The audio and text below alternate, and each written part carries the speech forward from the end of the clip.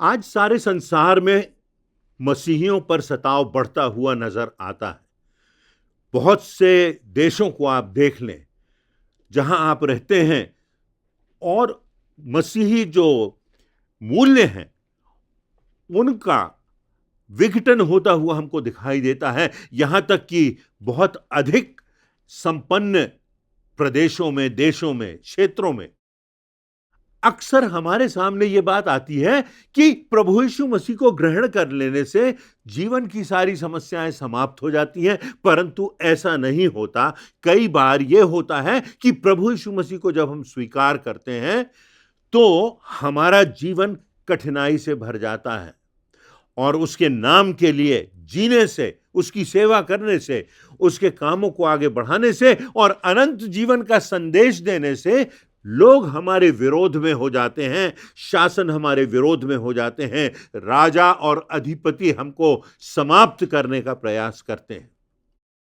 परंतु कुछ तो बात है इस मसीह विश्वास में जिसके कारण संसार की सबसे बड़ी जनसंख्या इस प्रभु यीशु मसीह को अपना उद्धारकर्ता मानती है, उसकी आज्ञाओं पर चलती है और उसके वचनों को फैलाती है।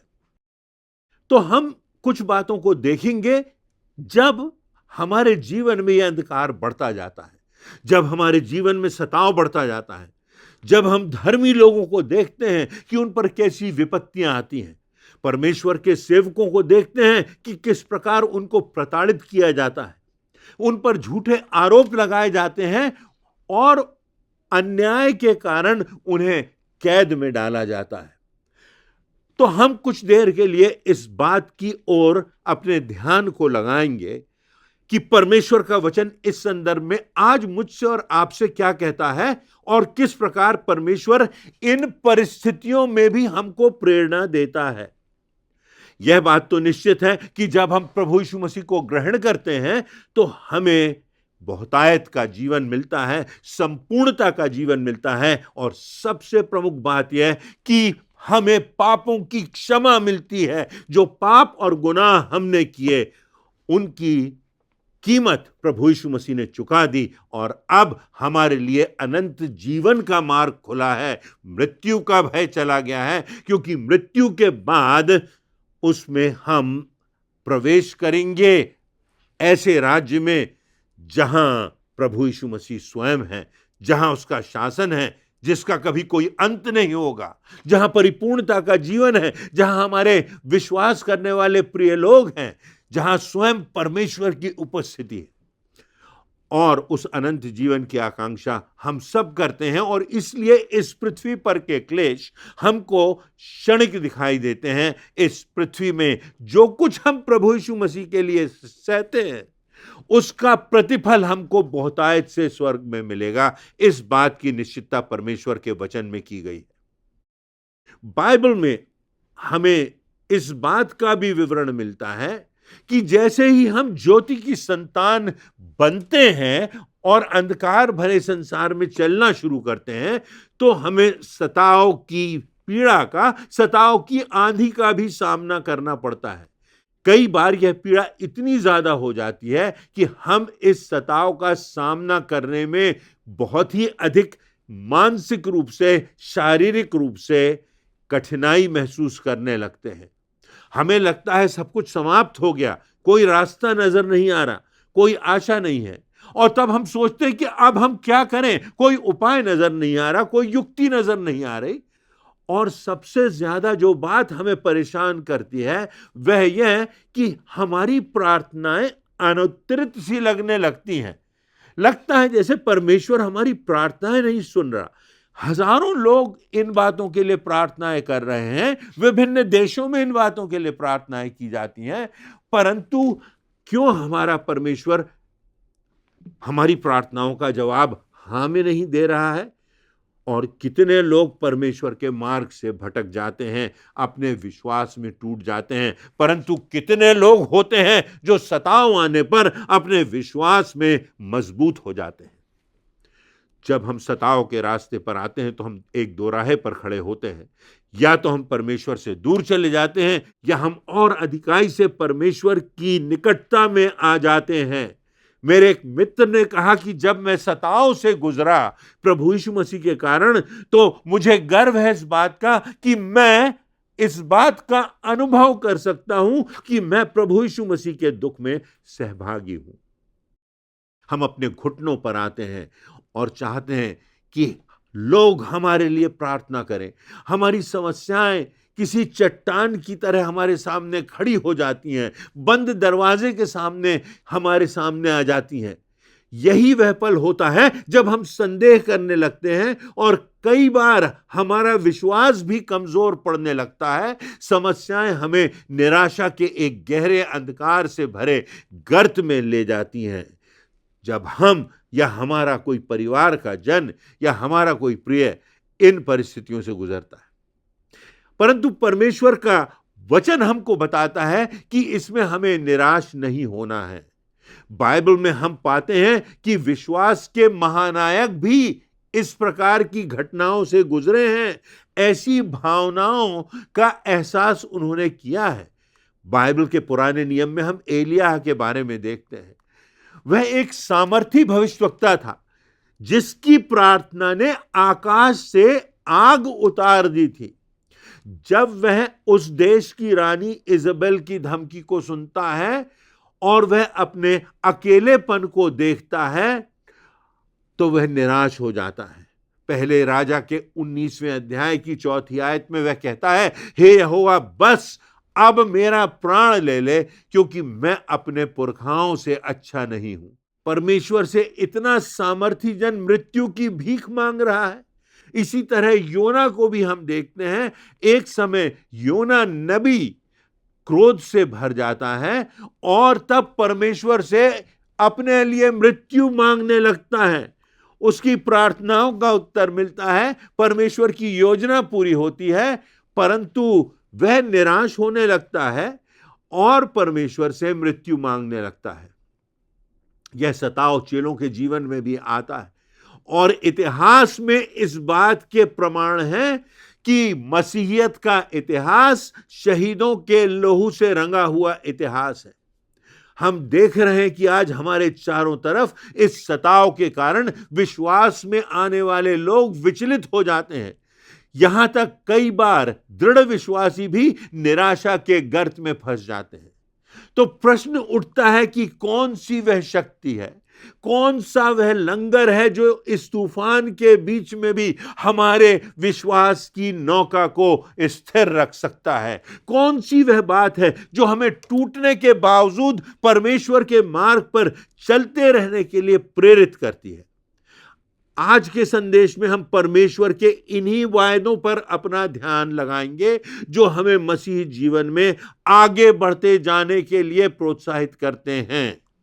ऐसी कुछ बातों को हम देखेंगे जब हम इस पीड़ा में होते हैं, जब हम ऐसी चिंता में होते हैं, जब हमें ऐसा लगता है द्वार बंद है, जब हमें ऐसा लगता है कि प्रार्थनाएं सुनी नहीं जा रही, तो हमें कौन से वचनों को, परमेश्वर की कौन सी प्रतिज्ञाओं को स्मरण करना है।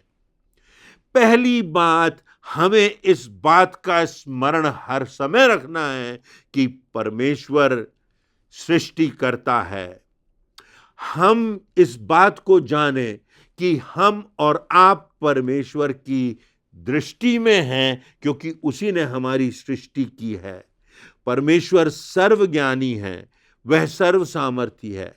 कोई भी विश्वासी, चाहे वह मृत्यु की गहरी घाटी से भी होकर क्यों ना गुजर रहा हो, वह परमेश्वर की दृष्टि में बना रहता है। सेना के पास एक यंत्र होता है जिसे रडार कहते हैं। जैसे ही कोई भी चीज उस रडार की सीमा में प्रवेश करती है, वह रडार में एक बिंदु के रूप में चमकने लगती है। इसी प्रकार ठीक प्रभु यीशु मसीह की दृष्टि में उसके लोग हमेशा परमेश्वर की दृष्टि में बने रहते हैं। परमेश्वर उनकी याचनाओं को सुनता है, परमेश्वर उनकी पीड़ा पर दृष्टि करता है, परमेश्वर की सामर्थ उन लोगों पर उतर आती है। कई बार परिस्थितियां बदल जाती हैं, कई बार हमें ठहरना पड़ता है और कई बार हम स्वयं बदल जाते हैं। हमारा विश्वास मजबूत होता है, हमारी पीड़ा हमारी गवाही बन जाती। लेकिन परमेश्वर की दृष्टि किसी कैमरे की तरह नहीं होती कि उसको रिकॉर्ड कर ले, परंतु एक पिता की दृष्टि होती है जिसको वो देखता है, जिसको वो एहसास करता है, जो उसके हृदय को प्रभावित करती है। पहला पतरस उसके 3 अध्याय की 12वीं आयत में परमेश्वर का वचन हमें बताता है कि प्रभु की आंखें धर्मियों पर लगी रहती हैं और उसके कान उसकी याचना सुनने के लिए लगे रहते हैं। वह ऐसा परमेश्वर है जो देख रहा है, वह आपकी परिस्थितियों को जान रहा है, वह आपके हृदय की पीड़ा का एहसास कर रहा है। आपके सताव, आपकी पीड़ा, आपके हर एक आंसू का एहसास वह परमेश्वर जो सृष्टि का करता है कर रहा है। इसलिए जब हम निराश हों तो धीरज रखें और परमेश्वर के मार्ग पर आगे बढ़ते जाएं, क्योंकि आप परमेश्वर की दृष्टि में बने हुए हैं। कभी कभी हम कहने लगते हैं कि यहोवा ने मुझे त्याग तो नहीं दिया, मेरा परमेश्वर क्या मुझे भूल गया है। तब परमेश्वर यशायाह की पुस्तक के 49वें अध्याय की 15वीं और 16वीं आयतों में हमें बताता है, क्या यह हो सकता है कि कोई माता अपने दूध पीवे बच्चे को भूल जाए? हां, वह तो भूल सकती है, परंतु मैं तुझे नहीं भूल सकता। देख, मैंने तेरा चित्र अपनी हथेलियों पर खोद कर बनाया। यह कितनी अद्भुत बात है। उसको आपका नाम और आपका चेहरा अपनी हथेलियों पर दिखाई दे रहा है। एक ऐसा निशान है जो मिटाया नहीं जा सकता, जो परमेश्वर ने बनाया है। जब प्रभु यीशु मसीह क्रूस पर अपना प्राण दे रहा था, तो उसकी उन कीलों के छेदों में, उसके हाथों के उन घावों में आपका और मेरा चित्र था। वह मुझे और आपको भूल नहीं सकता। उसकी दृष्टि से हम एक पल भी ओझल नहीं हैं। इस बात को हमें स्मरण रखना है कि हमारा पिता, हमारा परमेश्वर हमारी पीड़ा का एहसास कर रहा है और अंत में सब बातों को मिलकर वह भलाई ही उत्पन्न करेगा। दूसरी बात, यह भी उसका वायदा है कि वह आपको कभी छोड़ेगा नहीं। यह परमेश्वर का एक अटल और कभी ना बदलने वाला वायदा है। परमेश्वर आपको अकेला नहीं छोड़ेगा, वो अपनी सामर्थ्य से भरेगा। एक नया एहसास, जो नई शक्ति का, नई स्फूर्ति का, एक नए तेज का एहसास है, उसकी अतिरिक्त उपस्थिति का एहसास है, वो हमको देगा। हमारी पीड़ा को वो एक गवाही में बदलेगा। अपने जीवनों में जब हम अपना मूल्यांकन करते हैं तो हम पाते हैं कि उसका यह वायदा हमारी किसी योग्यता पर आधारित नहीं, बल्कि उसका यह वायदा उसके स्वभाव पर आधारित है। इब्रानियों के पत्र के 13वें अध्याय की 5वीं आयत में परमेश्वर का वचन हमसे कहता है कि मैं तुझे कभी ना छोड़ूंगा, मैं तुझे कभी ना छोड़ूंगा और ना कभी तुझे त्यागूंगा। किसे? जो उसके पीछे चलते हैं, जो उस पर विश्वास करते हैं, जो अपनी आंखें उसकी ओर लगाए रहते हैं, जिनका विश्वास अटल है, जिनका विश्वास अडिग है। वह ऐसा महान परमेश्वर है जो हमें कभी नहीं छोड़ेगा यदि हमारा विश्वास उस पर है और हम उसके प्रति आज्ञाकारी हैं। वह हमारा हाथ थामे रहने वाला परमेश्वर है। कई बार अपनी निर्बलता में या परमेश्वर की आज्ञा का विरोध करके उसका हाथ हम ही छोड़ देते हैं। उसका वायदा और उसकी वाचा हमारे जीवन से चली जाती है क्योंकि हमारा विश्वास ही नहीं रह जाता।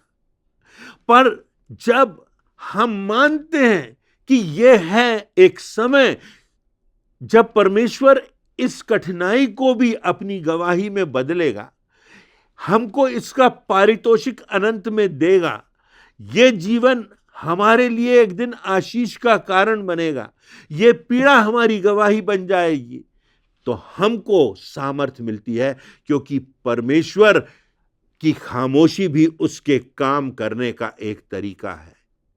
जब हम पीड़ा की अग्नि से होकर गुजरते हैं तब हमारा अक्सर धीरज टूटने लगता है, लेकिन हम इस बात को सदैव याद रखें कि हमारे परमेश्वर का वायदा है जो अटल है कि वह हमें कभी नहीं छोड़ता।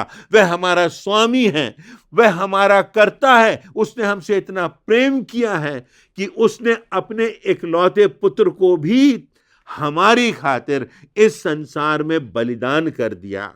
वो हमसे इतना प्रेम करता है तो वह परमेश्वर हमको क्यों छोड़ेगा? वह कहता है, जगत के अंत तक मैं तुम्हारे साथ हूं।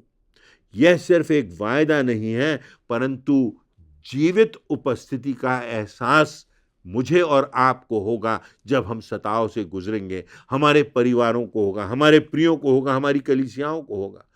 प्रभु यीशु मसीह का अंतिम महानतम आदेश उसकी एक महान प्रतिज्ञा के साथ समाप्त होता है।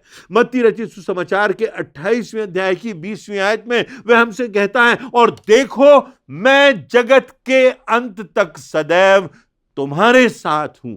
सदैव यानी हर समय। अक्सर हम मनुष्यों से उनका साथ मांगते हैं और हम पूछते हैं कि क्या आप हमारे साथ रहेंगे, क्या आप हमारे साथ चलेंगे? और कई बार हमें जवाब मिलता है कि क्षमा करें, मेरे पास बहुत काम है, मुझे कुछ और करना है, मैं अभी चल नहीं सकता।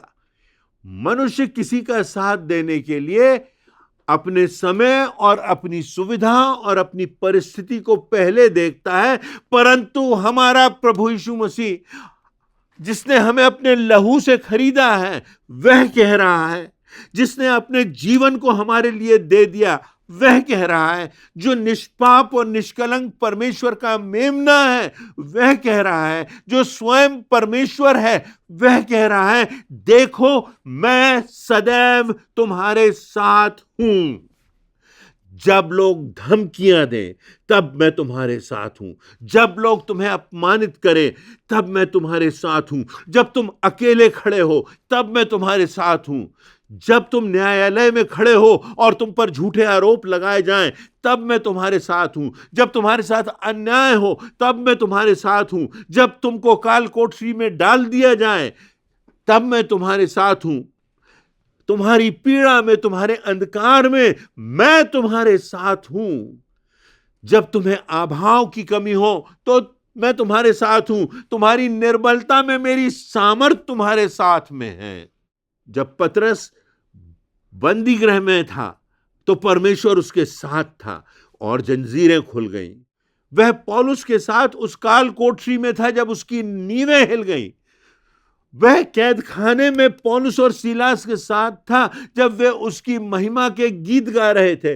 वह पतमुस के निर्जन टापू में काले पानी की सजा काटते हुए यूहन्ना के साथ था कि उसे स्वर्ग का दर्शन होता है। वह जगत के अंत तक हमारे साथ है और इस वायदे को हमें हमेशा याद रखना है, क्योंकि यह वायदा किसी मनुष्य का नहीं, यह वायदा परमेश्वर का है।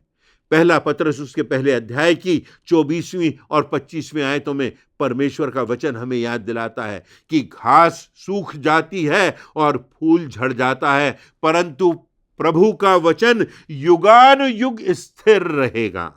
तो सताव के समय हम क्या करें? हम धैर्य रखते हुए संसार की बातों से अपना ध्यान हटाएं।